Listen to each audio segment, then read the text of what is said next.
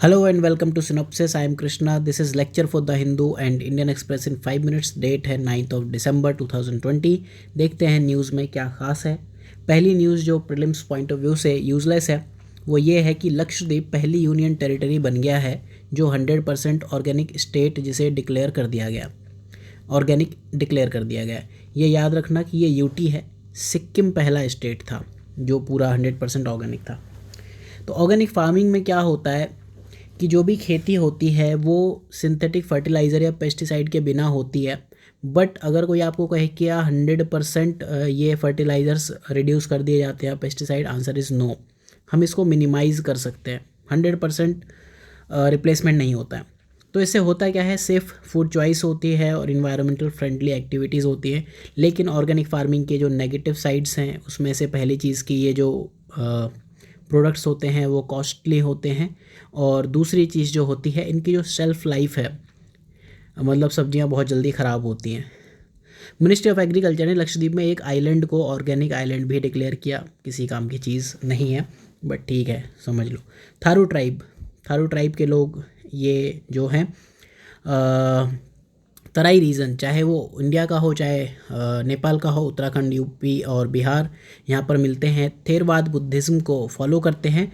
और यहाँ एक ख़ास बात है जो आप सोशल इश्यूज़ में या फिर सोशोलॉजी ऑप्शनल में इसे मेंशन कर सकते हो कि जो ये थारू वुमेन हैं उनके पास जो प्रॉपर्टी राइट्स हैं वो ज़्यादा स्ट्रॉन्ग होते हैं बजाय कि जो नॉर्थ इंडियन हिंदू वुमेन हैं बाकी। इसके बाद अफ्रीकन चीता री इंट्रोडक्शन प्रोग्राम, इंडिया में अफ्रीकन चीता को लाया जाएगा। चीता इंडिया में 1952 में ही एक्सटिंक्ट डिक्लेयर घोषित कर दिया गया था। तो अभी जो साइट्स लाई गई हैं वो सब एमपी में हैं, और उनका जो बेस है उसका रीज़न ये है एमपी में क्यों है कि वहाँ प्रे बेस अच्छा खासा है। प्रे मतलब होता है शिकार, जैसे आपका डियर हो गए, खरगोश आपने मिर्ज़ापुर 2 में देखा होगा, that is known as prey. Then safety, then topography. तो जो शॉर्ट लिस्टिंग इनकी की गई है, कुनो, पालनपुर, नौरादेही, गांधी सागर एंड माधव, इन सबको आप मैप में लोकेट करना चाहो तो कर सकते हो, अदरवाइज नॉट दैट इम्पॉर्टेंट। तो ये सब एमपी में है। अफ्रीकन चीता और एशियाटिक चीता, इसमें जो डिफरेंस है, अफ्रीकन चीता वल्नरेबल है और वाइल्ड में जंगल में मिलता है। एशियाटिक चीता पूरी तरह से ख़त्म हो चुका है, सिर्फ और सिर्फ ईरान में मिलता है, क्रिटिकली इंडेंजर्ड है। हालांकि ये अफ्रीकन चीता से ज़्यादा स्ट्रॉन्ग होता है, लेकिन आजकल या आज तक इंसान के सामने किसी जानवर की चल पाई है क्या। इसके बाद रणथंबोर नेशनल पार्क, तो सवाई माधोपुर डिस्ट्रिक्ट में है।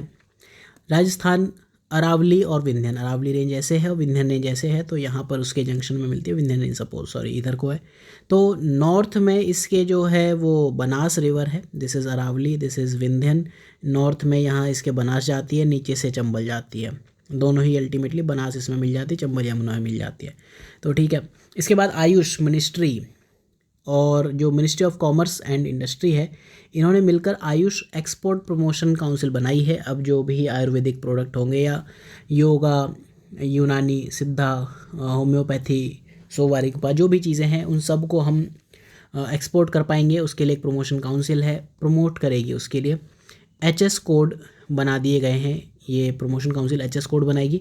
एचएस कोड क्या होते हैं, एक इंटरनेशनल स्टैंडर्ड सिस्टम है जिसमें नेम्स और नंबर दिए जाते हैं। जैसे आपके जो पतंजलि राइस है सपोज़, तो उसको कोई कह देगा RC208, तो ये नेम्स और नंबर दो चीज़ें दिखती हैं। ट्रेड प्रोडक्ट्स को क्लासीफाई करने के लिए एचएस कोड यूज़ किया जाता है। BIS ने हेल्प किया है इंटरनेशनल स्टैंडर्ड्स डेवलप करने के लिए, तो BIS इंडिया की जो ट्रेडमार्क या जो भी ये स्टैंडर्ड सेटिंग बॉडी है वो नॉर्मली BIS ही करती है। इसके बाद वाधवान पोर्ट, ये सपोज़ अगर आप देखो कि दिस इज़ गुजरात, ये MP है, सॉरी ये मुंबई है, मुंबई से जस्ट ऊपर ये पोर्ट है, north of Mumbai. 13th major port बन जाएगा इंडिया का। All weather all cargo satellite port, satellite port क्या होता है, एक बड़े पोर्ट के पास छोटा पोर्ट। सैटेलाइट टाउन क्या होता है, एक बड़ी सिटी के पास छोटे छोटे सिटीज़ हो गए, दिल्ली हो गए तो उसके दिल्ली के छोटे छोटे बच्चे हैं, गुड़गांव हुआ, नोएडा हुआ। जो NCR है बेसिकली, मतलब जो दिल्ली नहीं है, that is known as satellite town. तो ये एक लैंडलॉर्ड मॉडल पर डेवलप्ड है। तो लैंडलॉर्ड पोर्ट मॉडल, पोर्ट को चलाने का तरीका होता है। इसमें क्या होता है, जो गवर्नमेंट है, एक पब्लिक पोर्ट अथॉरिटी, वो लैंडलॉर्ड मकान मालिक की तरह काम करती है, वही रेगुलेटरी बॉडी होते हो। प्राइवेट कंपनी पोर्ट ऑपरेशंस चलाया करते हैं। इसे हम landlord model for port management कहते हैं।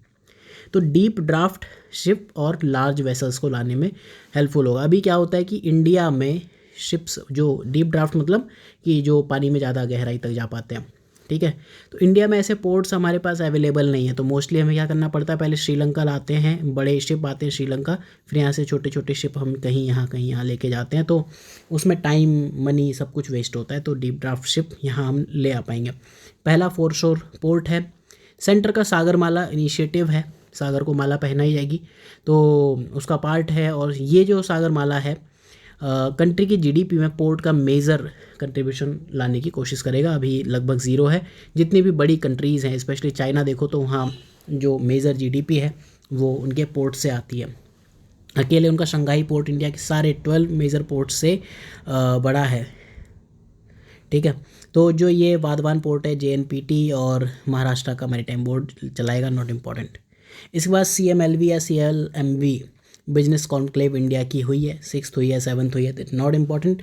CLMV Cambodia, Laos, Myanmar and Vietnam, CIR और MCI ने मिलकर कराया। सिग्निफिकेंस आप समझ सकते हो, ये इंडिया है आपका, ये suppose this is India, this is ये CMLV कंट्रीज़ है। तो यहाँ से क्या होगा, north east countries, north east states का आप डेवलपमेंट कर पाओगे, ठीक है, क्योंकि हमारा चिकन कॉरिडोर को आप बाईपास कर सकते हो। पंजाब से यहाँ राइस भेजने में या फिर यहाँ से यहाँ राइस भेजने में उससे ज़्यादा इजी है कि आप यहाँ से राइस भेज दो म्यांमार से। तो आशियान मार्केट को एक्सेस भी मिलेगा, हिस्टोरिकल कल्चरल कनेक्ट है। इनको हम Sino Indian, Indo China region कहते हैं। अगर आपको पता हो इंडो चाइना और सिनो इंडिया, इन दोनों में क्या डिफरेंस है तो आप कमेंट सेक्शन में बता सकते हो इन दो टर्म्स में। तो हाई इकोनॉमिक ग्रोथ और मैक्रो स्टेबिलिटी CMLV कंट्रीज़ की है। इनमें से कई कंट्रीज़ पुअर हैं लेकिन उनकी जो ग्रोथ रेट है अच्छी खासी, और चीप लेबर तो ऑब्वियसली है। इनके बारे में अगर हम देखें कुछ चीज़ें, तो वियतनाम की अगर हम बात करें तो इंडिया की एक्ट ईस्ट पॉलिसी में काम आता है। स्ट्रेटजिक स्फेयर, आप देखते होंगे वियतनाम चाइना के अगेंस्ट इंडिया के साथ खड़ा हुआ दिखता है कई बार। इंडिया ने ONGC विदेश को भेजकर वहाँ पर काफ़ी एक्सप्लोरेशन एक्टिविटीज़ भी की है। म्यांमार क्या कर सकता है, मैन्युफैक्चरिंग सेंटर, वैल्यू एडिशन का काम करता है। कि सपोज़ आपने क्या किया, जीन्स बनाई, ठीक है, आपने जीन्स में जिप लगाने के लिए म्यांमार भेज दी, पैकिंग बांग्लादेश से करा ली, लाइक दैट, तो इसे हम वैल्यू एडिशन कहते हैं।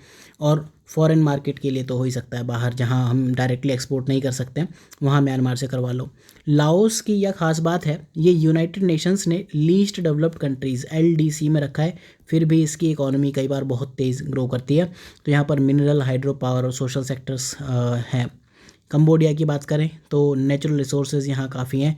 माइनिंग सेक्टर यहाँ का अभी तक डेवलप नहीं है, तो यहाँ पर आप जाकर माइनिंग अच्छी खासी कर सकते हो। So that is all about CMLV nations. Then इसके बाद इन्वेस्ट प्रमोशन अवार्ड IPA, ये किसको मिला award, that is not important, invest India को मिला। किसने दिया, UNCTAD। तो ये दो बॉडीज़ क्या हैं, UNCTAD यूनाइटेड नेशंस की बॉडी है, conference on trade and development, Geneva Switzerland में इसका हेडक्वार्टर है। ऑब्जेक्टिव क्या है, ट्रेड की बॉडी है, डेवलपमेंट से रिलेटेड काम करेगी, ठीक है। तो जो भी ट्रेड, एड, ट्रांसपोर्ट, फाइनेंस, जो भी एस्पेक्ट्स ऑफ डेवलपमेंट है उनमें काम करेगी। इन्वेस्ट इंडिया, ये इन्वेस्ट कराती है इंडिया में, MCI के अंडर है, national investment promotion facilitation agency. तो ये इसका काम है। सेक्टर स्पेसिफिक इन्वेस्टर टारगेटिंग करती है। जैसे सेक्टर स्पेसिफिक ये कह दे कि हम सीमेंट सेक्टर में ही हमें इन्वेस्टमेंट लाना है, तो आप इन्वेस्ट इंडिया के पास जाओगे, और न्यू पार्टनरशिप करके आती है ताकि सस्टेनेबल इंडिया बने। देन फालतू से ऑर्गेनाइजेशन ने फालतू सा इंडेक्स निकाला है, that is released by IIT Bombay. Engineering के अलावा सब कुछ होता है यहाँ पर। अर्बन क्वालिटी इंडेक्स तो इन्होंने निकाला useless for exam. So that's all for the day. तो मिलते हैं अगले लेक्चर में, तब तक के लिए ध्यान रखिए, पढ़ते रहिए। और synopsisIAS.in पर आप इसका वीकली PDF डाउनलोड कर सकते हो, डेली आप करंट अफेयर्स वहाँ से पढ़ सकते हैं। अपने एवर नोट में copy paste, whatever you want to do you can do.